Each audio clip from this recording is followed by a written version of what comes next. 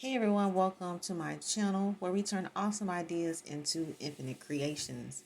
My name is Infinite, and today I will be sharing with you the framework that I use to make my image bundle packs. Alright, and if you're new here, please like and subscribe, and if you are returning, welcome back. Alright, so today I am going to go over, like I said, the framework that I use to make my image bundle packs, particularly food. But this framework can also, even if you don't generate food, this framework will also be a starting point of the things that you need to create your own framework, which is a system that works best for you for your image bundle. Okay, so let's get started. All right. So welcome to the world of infinite creations, where AI meets refined artistry. This framework was crafted to empower digital entrepreneurs, food content creators, AI image sellers, and designers to transcend random prompts and take command of their visual outputs. Our goal, my goal, the goal is to equip you with a professional, repeatable system to create a cohesive, elegant image bundles that sell, captivate, and elevate your brand. Okay? So, the core challenge with image bundles. One of the core challenges is inconsistent AI image bundles. All right. Many AI users find their image generations are wildly inconsistent. There are variations in lighting, tone, and style, making their collection feel disconnected. This randomness in image generation limits usability across professional projects.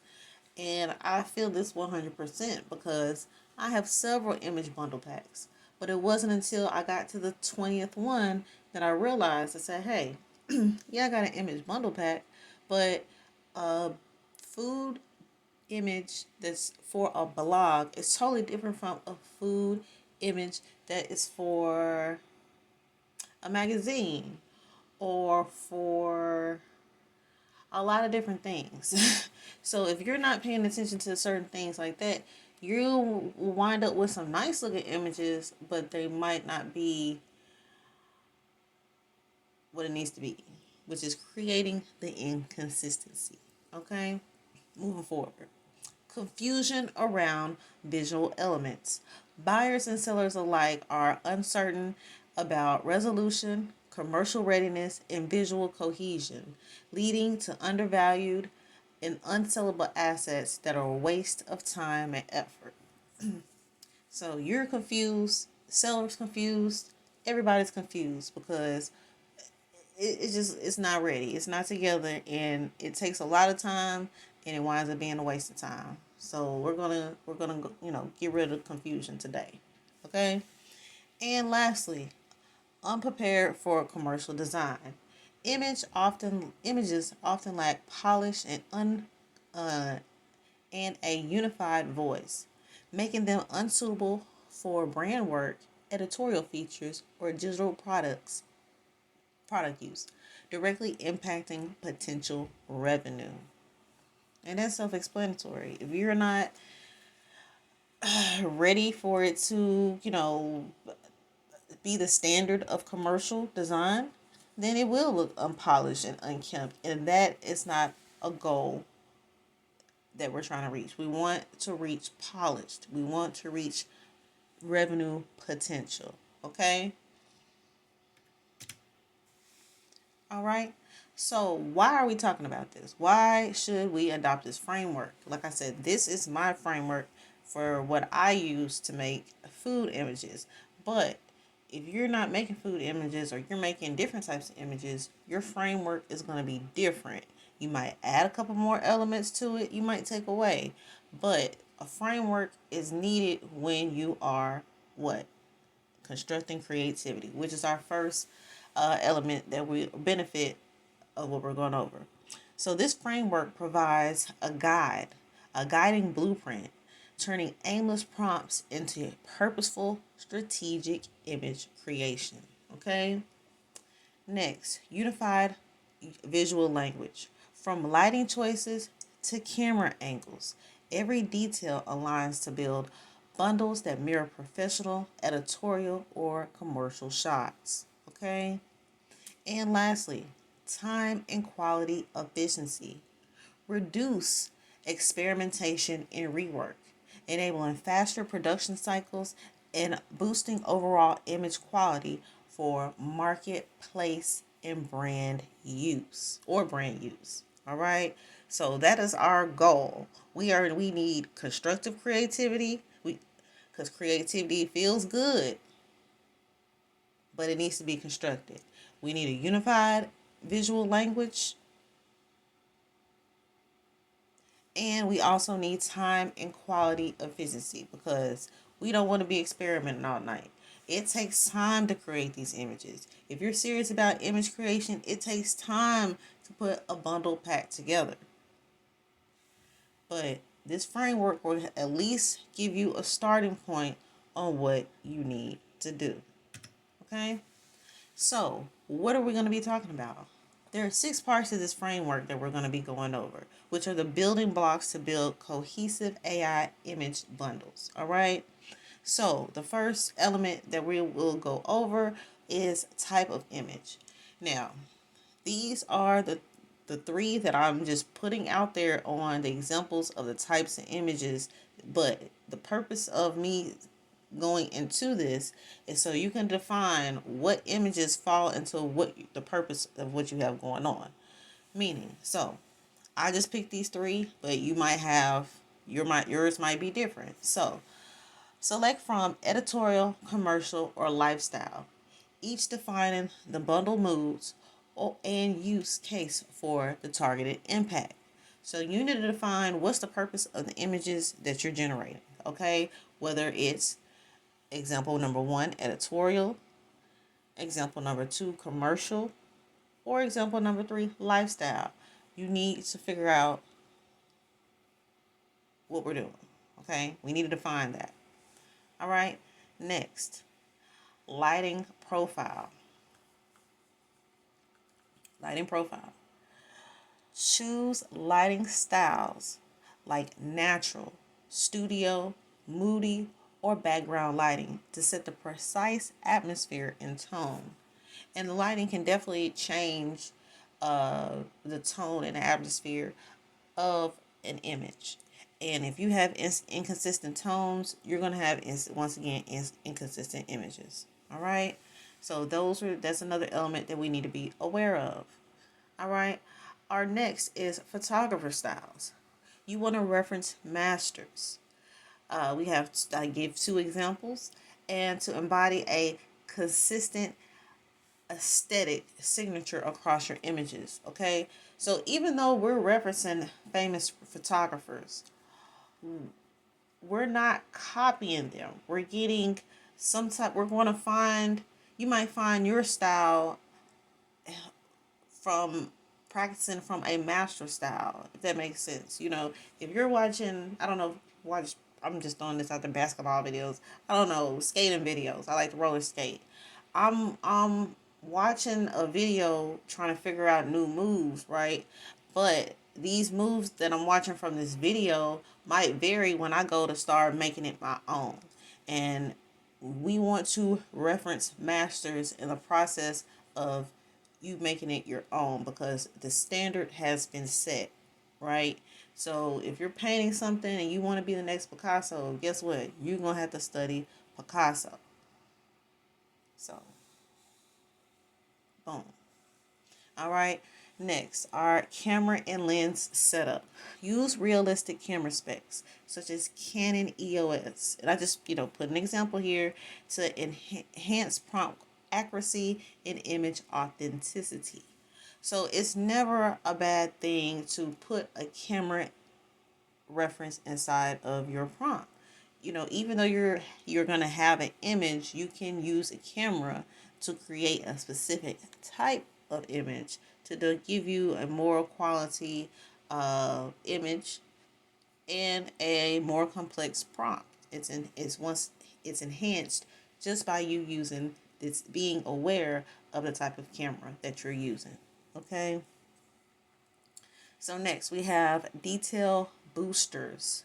Incorporate phrases such as 8K, photorealistic combined with upscale times 3 for hyper detailed results. All right. So once again, there's nothing wrong with adding 8K, 10K, photorealistic. This is just going to enhance the quality of the image. Now we're still going to upscale, but this will enhance the quality of the image within the image. All right. And final workflow checklist. Follow a disciplined review sequence, ensuring cohesion, commercial readiness, and polished presentation before publishing. All right. So we're going to go a little more in depth with these elements that we just spoke of. All right. So exploring the types of images. Now, once again, this is example. This is an example. This is an example of what I use. So you might use, there's so many different types of image styles. It's crazy. But you might add or take away. But you need to define them, because when I'm doing example number 1, editorial, you got to understand that editorial means that you're storytelling, the artistic lighting, the conceptual depth, perfect for magazines and creative campaigns. You have to be aware of the elements that you're using or you're trying to create. Yeah, you got to be aware of the elements that you're trying to create, period.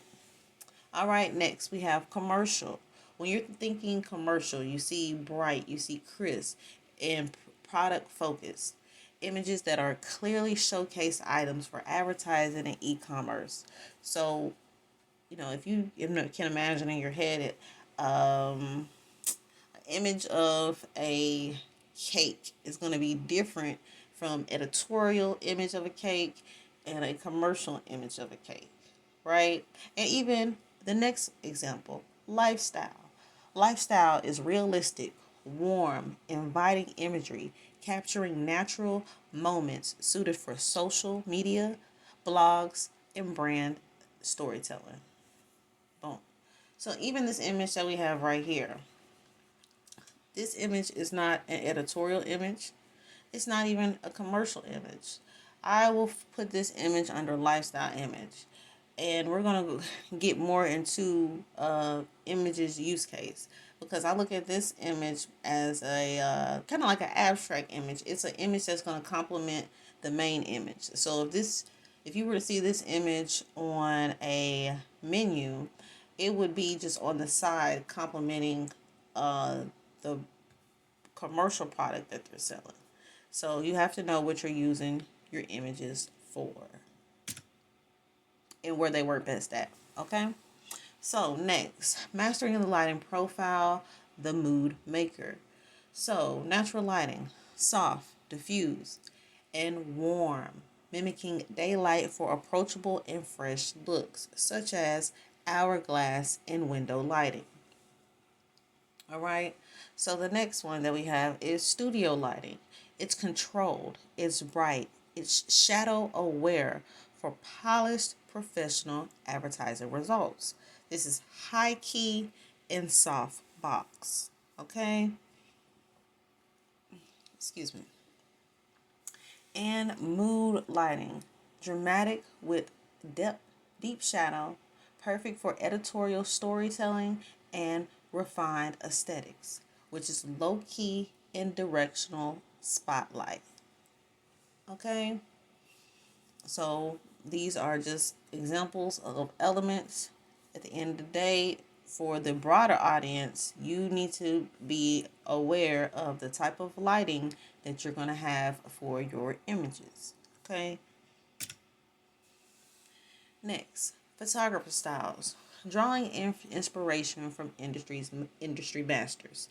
Okay, so I just picked these 5, but like Gentile and Ayers, sleek and modern editorial with minimalistic compositions. So if he's known for modern editorial, I'm not gonna use his name to reference his style in a commercial image. I might use someone that's commercial related, okay? But we have a Louisa Brummel. She's bright, she's airy, she's shooting lifestyle shots, which are warm and natural lighting. So I would not, once again, use her for a magazine editorial. Becca Tamron, she's known for storytelling through vibrant textures and layered styling. All right. David Lofkus, classic food photographer with impeccable taste and balance. And Sky McApine, uh, she has a patternly touch. All right. Camera and lens setup. Speaking realistic visual language. So once again, there is nothing wrong, excuse me, with referencing cameras, and there's more cameras out there that you can pick from. If you wanted to put an iPhone, whichever number, or 13, 14, 15, you could do that. If you want to do Samsung Galaxy S25, you can do that. You can do that. So the ones that I have listed are the excuse me, the first one is Canon, the EOS R5, 85 millimeter, ideal for crisp portraits in shadow depth, generating focused food detail. Okay.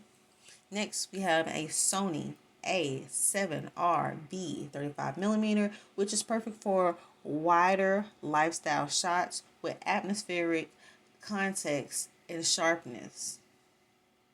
Next, we have the Nixon 7924 through 70 millimeter, which is versatile zoom range for editorial flexibility and rich framing options.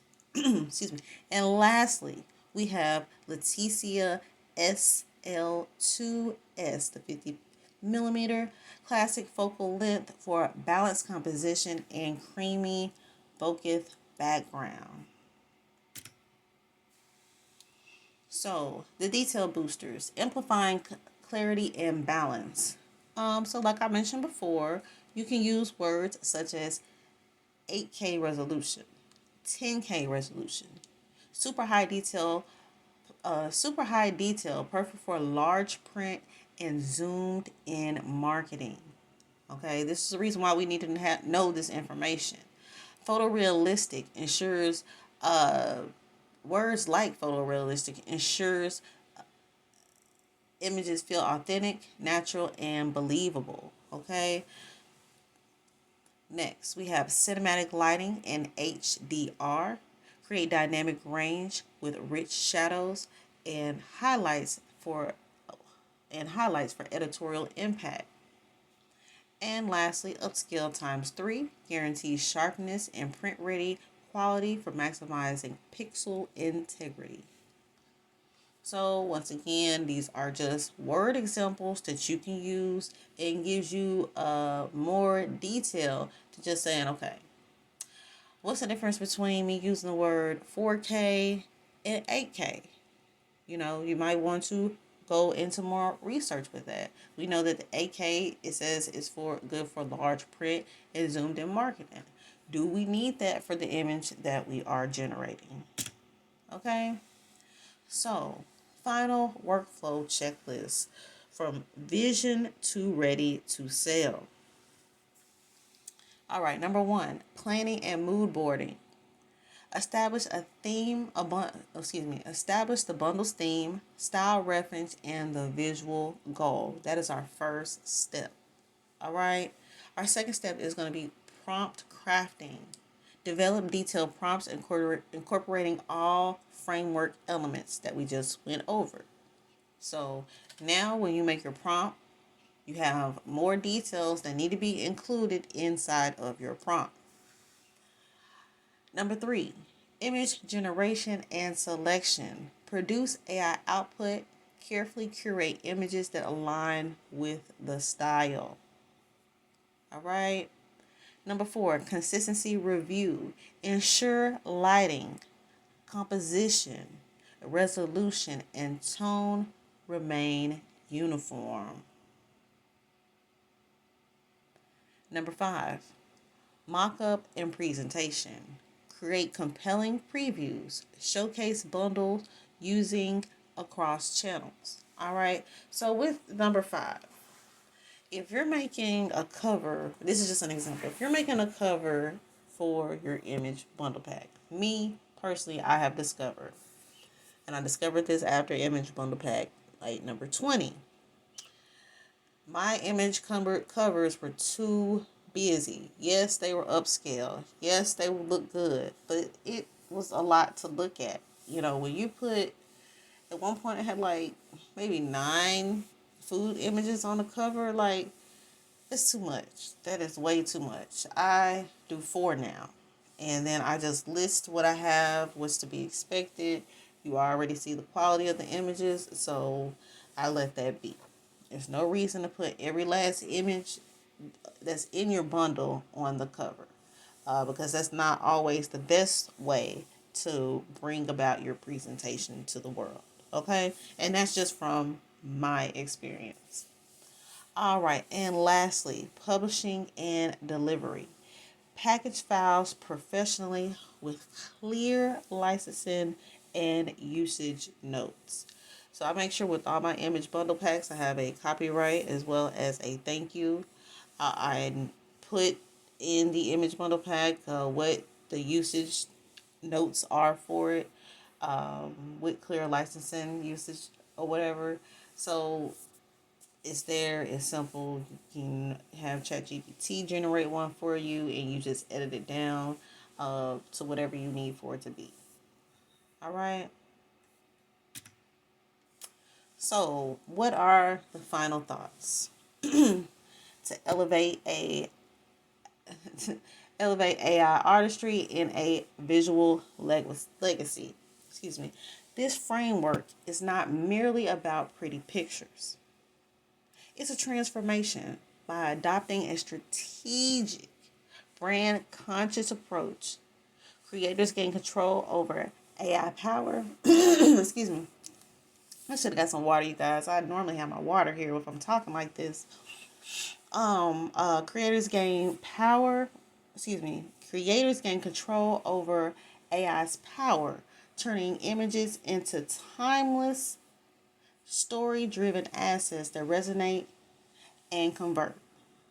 Whether you are an entrepreneur, a content creator, or a designer, Infinite Creations offers the tools and visuals to craft image bundles that define your visual identity and open new commercial possibilities. The future of AI visuals is stylish, purposeful, and yours to claim. Now, if you learned anything from this video, please like, share, and subscribe. I will leave links down below if you would like a copy of this framework to help get you started. Obviously, you can watch the video as many times as you like, but I know some people love to have something in front of them that they can study and use at their own pace. So all that information will be in the link below. Also, if you have not checked out my magazine, Appetite Food Magazine, April's issue is out. The link will be in the description below. It is free, so I would just greatly appreciate you all just downloading it and flipping through it, and whatever resonates with you, use it. Obviously, this is the first issue, so it's not going to be perfect, but my May's issue, with my birthday coming up, I'm very, very excited about it. So, and I love my magazine, and yeah, it's fun. It's the vision that I have. It's the aesthetic that I'm looking for, and it can't do anything but get better. So once again, I hope you all learned something from this framework. I love having PowerPoint presentations because this actually really has helped me. It helps me be more uniform in my process. Not wasting time like I was trying to figure out what prompt to make, what I need to add in it. Just a lot of time has been saved using this framework.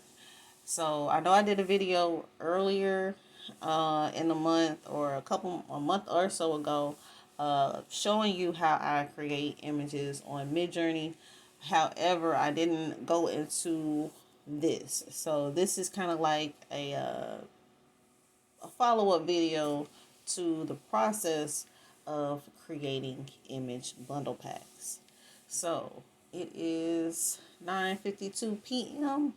and I am about to go to bed, you all. So like, subscribe, and I'm out.